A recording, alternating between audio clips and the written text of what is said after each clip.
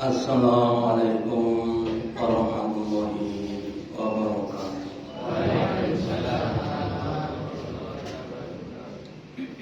Alhamdulillah, alhamdulillahilladzi at'amana bi ni'matil iman wal islam. Asyhadu an la ilaha illallah wahdahu la syarika lah wa asyhadu anna Muhammadan abduhu wa rasuluhu la nabiyya wa la rasula ba'da. Allahumma shalli ala Muhammad wa ala ali Muhammad kama shallaita ala ali Ibrahim innaka Hamidum Majid wa barik ala Muhammad wa ala ali Muhammad kama barakta ala ali Ibrahim innaka Hamidum Majid. Qala Allahu ta'ala fi kitabil karim, a'udzu billahi minasy syaithanir rajim. Ya ayyuhalladzina amanu ittaqullaha haqqa tuqatih wa la tamutunna illa wa antum muslimun. Bapak Ibu yang dirahmati yang pertama dan utama, marilah kita selalu meningkatkan, menambah kesyukuran kita, keimanan dan ketakwaan kita kepada Allah Ta'ala dengan menjalankan perintahnya dan larangannya. Dan semoga Allah Ta'ala selalu memberikan kepada kita kesehatan mulai dari jasmani, rohani sampai kesehatan ekonomi. Kepada sebagian kita mungkin yang sedang diberi sakit atau musibah, semoga diberikan keridhaan, kesabaran, kesembuhan, dan diberikan ganti yang lebih baik apabila dunia sampai di akhirat. Selanjutnya pada pertemuan ini saya akan menyampaikan materi tentang bagaimana Allah itu akan memisahkan antara orang yang iman dan orang-orang yang munafik, dengan harapan kita bisa menetapi sifat-sifatnya orang yang iman dan meninggalkan sifatnya orang-orang munafik. Maka di dalam surat Al-Ankabut surat yang ke-29 ayat yang ke-11 Allah firmankan, wa'lamul ladzina amanu wal munafiqin, yang artinya dan sungguh Allah benar-benar akan mengetahui siapa orang-orang yang iman dan orang-orang yang munafik. Maksudnya Allah akan mengetahui dengan adanya bukti-bukti dan saksi-saksi. Meskipun Allah tahu dan yang tahu berkuasa, Allah sebenarnya sudah tahu mana yang iman, mana yang munafik. Maka untuk mendapatkan bukti, Allah akan memberikan berbagai macam ujian-ujian, ya, fitnah-fitnah, masalah-masalah yang secara garis besar ada dua, yaitu nikmat dan musibah. Seandainya sebagai contoh lain, ada satu komunitas umpamanya 10 orang, semuanya mengaku beriman, ya, pengen masuk surga. Kemudian Allah memberikan tes yang pertama. Ketika di tes pertama itu mungkin yang lolos lolos 8 yang gagal 2 ya. Tes kedua yang lolos 6 yang gagal 2 dan seterusnya. Lah tes tadi sekali lagi adalah fitnah-fitnah dalam kehidupan. Contohnya ya. Contohnya apa? Contohnya bab masalah menunaikan sholat 5 waktu berjamaah di masjid bersama imam rawatib. Pada zaman Nabi Bapak Ibu, yang namanya sholat 5 waktu berjamaah itu merupakan sunanan Buddha. Sunnah petunjuk, sunnah yang kalau dilaksanakan akan mendapatkan petunjuk penjelasan, mendapatkan kekuatan untuk menunaikan amal yang lebih berat ya. Contohnya tentang masalah sedekah ya. Ketika diperintah untuk sedekah, bagaimana sikap kita? Mungkin sebagian kita alhamdulillah ada kesemangat untuk sedekah. Tapi ada juga yang masih punya penyakit namanya udel beridil ya. Itu adalah sebagian dari ketidakyakinan kepada Allah Ta'ala. Karena Allah sudah berada hadis qudsinya, wahai anak Adam, wahai manusia, unfik anfik alaika ya. Infaklah kamu. Kalau kamu infak, nanti kami Allah yang akan menginfaki kepada kamu. Jadi Allah sudah menjanjikan kepada siapapun yang infak bahwa Allah akan mengganti apa yang diinfakkan. Tetapi sekali lagi itu tergantung pada tingkat keimanan ya, Bapak Ibu. Kalau sebagian atau bahkan kita masing-masing ini ya, mungkin belum bisa infak untuk diusahakan. Yang pertama, diubah mindsetnya.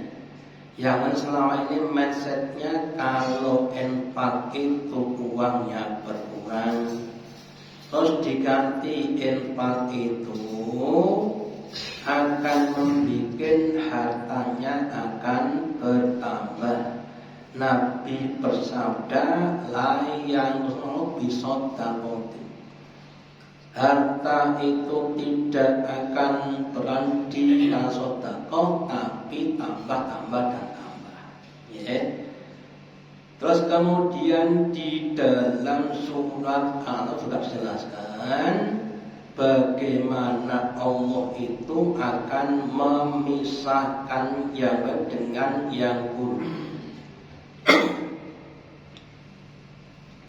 Allah firmankan, innal ladzina kafaru, sesungguhnya orang kafir yunfiqu lahum liyasuddu an sabilillah. Orang kafir menginfakkan hartanya untuk menghalangi orang dari jalan Allah, untuk masuk Islam. Mereka punya berbagai macam program-program untuk menghalangi orang masuk ke dalam Islam. Nah, kemudian apa? Ayuhuna semantamu alih hasanatan. Maka ketika orang akan dimenginfakkan, besok di akhirat akan jadi penyesalan. Kenapa menyesal? Karena apa yang dia infakkan dalam rangka untuk menghalang orang itu akan menjadi dosa-dosa pada mereka. Nah, kemudian sumayulah pun kemudian nanti di akhirnya orang kafir tadi akan dikalahkan dan dia akan dimasukkan di neraka jahanam. Kita adalah orang-orang yang kafir. Dan kemudian li yang lo kalau bisa mengetahui Dengan adanya infak tadi Allah bertujuan untuk memisahkan yang buruk dari yang baik. Ada yang memberikan satu gambaran namanya emas. Emas itu sebetulnya kan dari tanah yang atau getok lumpur-lumpur, ya. Terus kemudian didulang dari lumpur yang banyak, itu hanya ada sedikit biji-biji emas terus dikumpul-kumpulkan, ya. Kemudian dibakar dengan api yang sangat-sangat panas untuk memisahkan kotoran dengan emasnya, ya. Jadi memang ada pemisahan, bahkan biasanya yang dibuang itu lebih banyak dibanding dengan yang didapatkan. Bahkan Nabi bersabda bahwa di dalam 1000 orang itu yang masuk surga cuma 1, ya. Yang sekarang berarti 999. Artinya yang masalah deslonan adalah cuma 1 per mil, 1 per 1000. Suatu ujian yang sangat-sangat dasar sekali. Namanya kemudian kita semuanya harus berusaha supaya kita ini menjadi orang-orang yang tauhid, bukan menjadi orang-orang yang khabitat.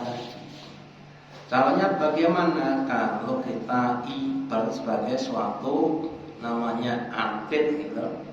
Atlet itu kan sebelumnya dia dilatih, kemudian dia dites, dipertandingkan dan sebagainya. Lah supaya kita menjadi orang-orang yang tauhid yang berkualitas, tentunya kita harus untuk belajar, ya. Namanya riyadhah untuk sabar, riyadhah untuk tawakal, riyadhah untuk ikhlas dan lain sebagainya. Dengan berbagai macam amal-amal pada agama kita, sholat, zikir, puasa, menghadapi masalah ngadepi nikmat bagaimana syukur atau tidak syukur, ngadepi musibah sabar atau tidak sabar, ya. Terus kalau seandainya suatu saat kita gagal, terus bagaimana? Kalau kita gagal maka mengulangi lagi dengan kita belajar lagi, ya. Mungkin suatu saat kita tidak bisa sabar menghadapi masalah musibah, loro kok ora mari-mari, ibu ya. Wes lorone komplit, kok kudu tambah tekan pucuk sikil loro kabeh, umpamanya, gitu. Nah, kemudian kita belajar lagi, oh ternyata selama ini yang kita pandang itu salah. Yang dipandang lorone, sakitnya, susahnya, pengorbanannya. Terus nang rumah sakit pengen ora mari-mari, nah. Padahal yang dipandang adalah hikmahnya, pahalanya, ya tak? Bahwa Allah Ta'ala mengatakan adalah suatu pilihan, bukan suatu pembinasaan. Allah akan angkat kita ke derajat tertentu yang derajat itu tidak akan bisa kita capai dengan amal soleh. Nek ongkon sholat tahajud sak jam, kita ini udah mboten mampu. Tahajud sak jam mboten mampu. Lho, mboten kuat Pak. Mau coba sak juz, mboten kuat. Loro ora sabar. Berarti ra terus kabeh iku mau. Itu kemudian belajar. Lah jadi siapapun dimanapun akan diseleksi Allah. Kita harus siap untuk menghadapi seleksi tadi, ya. Terus yang umum kita sampaikan atau siapapun menyampaikan tentang tanda-tanda kenifakan atau kemunafikan. Nabi bersabda, ayatul munafiki salatu. Ya. Ayat tandanya orang munafik itu ada 3.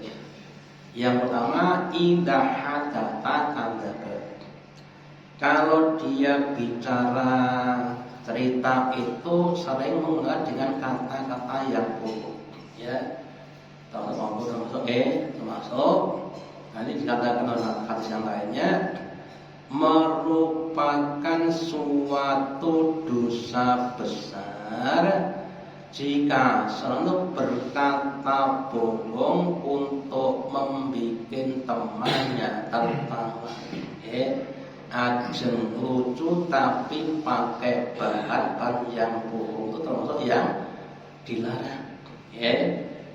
Kemudian kadzdzaba itu sedikit banyak dilarang karena apa?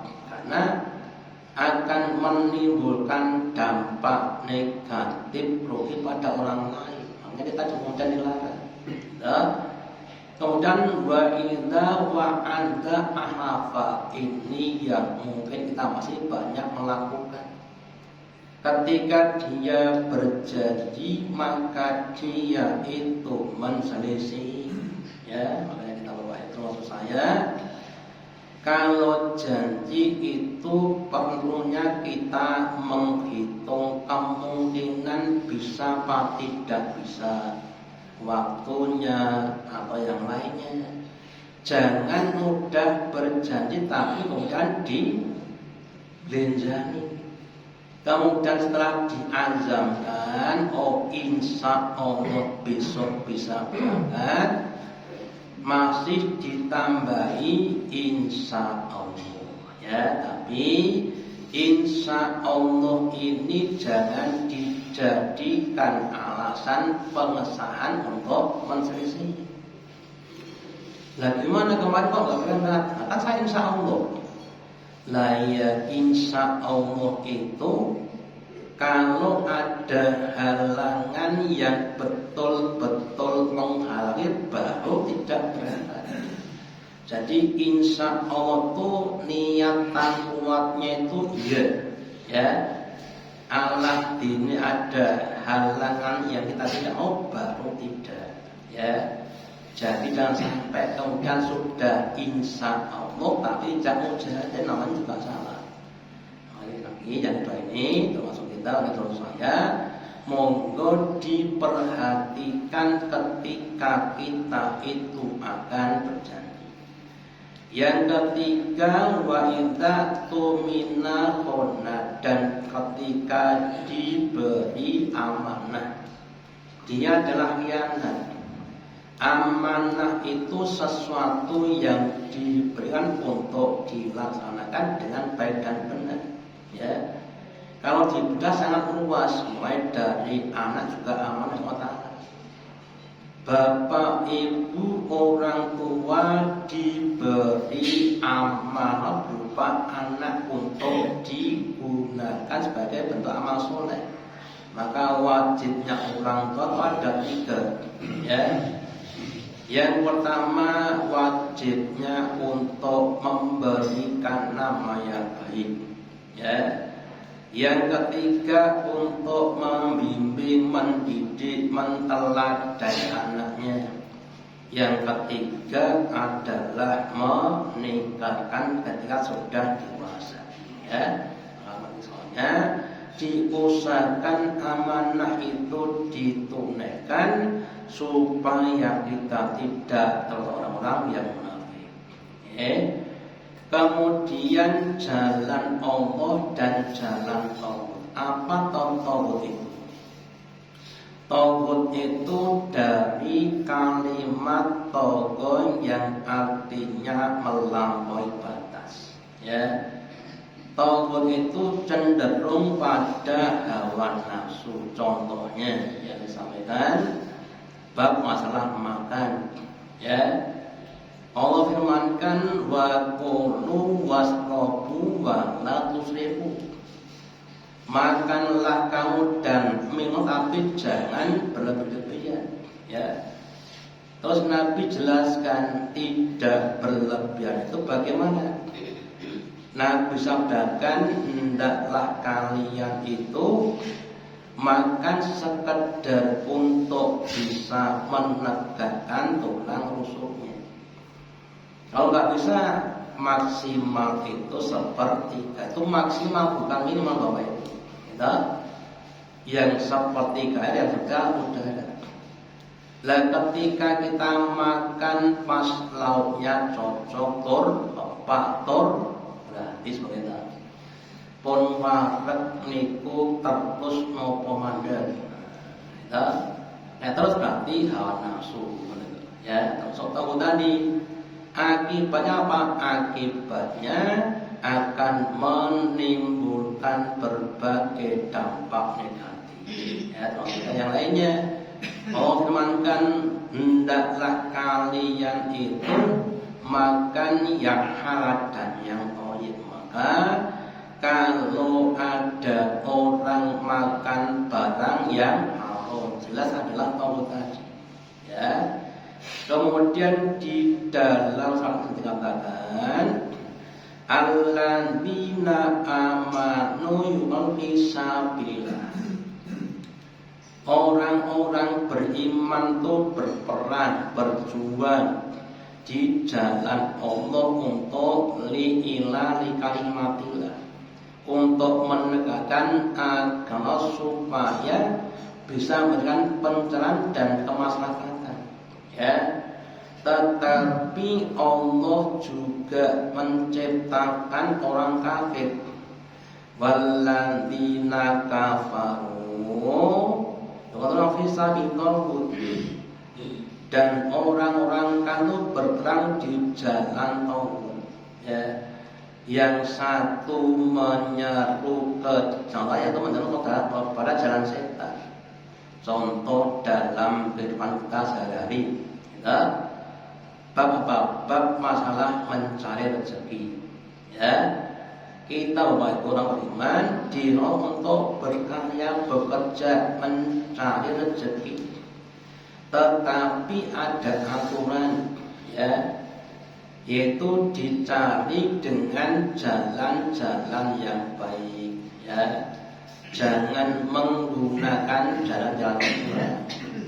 Kalau jualan yang adil, yang jujur, nggak boleh menipu. Ya.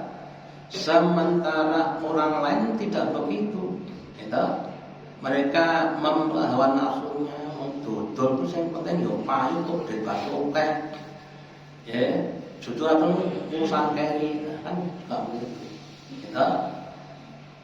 Bahkan ada juga seorang pejabat negara, ya, mengatakan, ya kalau mau bersih ya hidupnya di surga sana, jangan di dunia. Untuk kalimat untuk melegitimasi korupsinya. Yo, jangan kita itu manusia, bukan malaikat. Ya, bukan malaikat. Tetapi kan kita itu diperintah untuk berbuat baik supaya bisa mendapatkan dampak-dampak yang baik.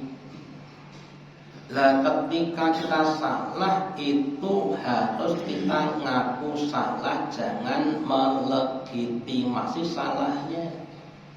Ya, ada sebagian murid saya itu bertanya, Ustaz, kalau nyolong listrik PLN niku halal apa haram? Ya haram. Bukan ini negara. Bukan properti negara. Rumahnya kemudian jadi halal. Ya haram. Lah PLN itu BUMN, badan milik negara yang diharapkan punya keuntungan. Ya, Bapak Ibu, jangan melegitimasi kesalahan. Ya. Terus mereka kan berusaha untuk berjuang di jalan tauhid, menegakkan keburukan-keburukan, termasuk kan ya, termasuk bab masalah apa? Bab masalah hubungan suami istri begitu. Ya. maka kita semuanya harus berusaha untuk menegakkan agama Allah. Kenapa? Karena kalau agama Allah itu tegak, maka Allah akan membukakan pintu keberkahan di langit dan bumi. Ya, mengatakan kalau kamu bertakwa, seandainya penduduk suatu negeri itu beriman dan takwa, maka Allah akan membukakan keberkahan dari langit dan bumi, sehingga semua akan mendapatkan, termasuk orang yang kafir, mendapatkan keberkahan tadi. Dan sebaliknya jika tidak ditegakkan, ya, yang terjadi adalah berbagai macam kemaksiatan, maka Allah akan timpakan musibah. Yang terjadi musibah itu tidak hanya tertimpa pada yang besar, juga pada yang tidak. Makanya monggo saabot-abot kita itu Tuhan, ya, lebih abot kalau kena musibah. Makanya daripada mengucap kita lebih untuk berkebaikan, ya. Terus kemudian di dalam hadis yang panjang, yang membantunya intinya, Nabi sabdakan tentang sifatnya orang munafik. Orang munafik itu ketika beriman, ya, kemudian dengan imannya itu kemudian dia mendapatkan kenikmatan. Terus dia katakan, oh iya, ini adalah agama yang baik. Ya, bermasuk Islam, belajar agama, terus ulangnya maju. Ya, oh ini agama yang benar ini. Ya.